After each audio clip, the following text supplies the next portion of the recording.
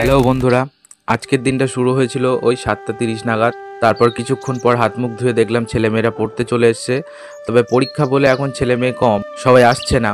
তারপর কিছুক্ষণ পর পড়াতে পড়াতে মা দিয়ে গেল চা বিস্কুট করে। আজকের ব্রেকফাস্টটা খুবই হালকা পাতলাভাবে সারলাম গোলা রুটি দিয়ে।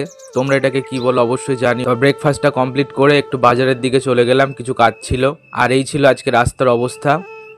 বাড়ি এসে দেখলাম দুপুরবেলা ডালের বড়া রান্না হবে, তা একটু মিক্সিতে বেটে দিচ্ছিলাম। তারপর দুপুরবেলা খেয়ে দিয়ে 3:30 নাগাদ বেরিয়ে পড়লাম বিকেলে দুটো ব্যাচ কমপ্লিট করার জন্য। প্রথম ব্যাচটা কমপ্লিট হওয়ার পর চলে আসলাম বাদুরিয়া বাজারের এখানে। আমার সেকেন্ড ব্যাচটা এখানেই ছিল। তো সেটা কমপ্লিট করতে করতে শামিমদা হাতে করে চা নিয়ে আসলো। চাটার টেস্ট খুবই ভালো, এটা বাজারে বসির মিয়ার চা, খুবই ভালো লাগে খেতে।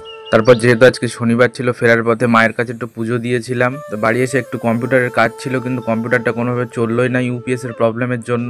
তো সেটা সারাতে বাদুরের একটা কম্পিউটারের দোকানেও গেলাম, কিন্তু প্রবলেমটা পুরোপুরি সারলো না। এসে আজকে ডিনারটা কমপ্লিট হলো লুচি আর মায়ের হাতে সুন্দর সাদা আলুর তরকারি দিয়ে।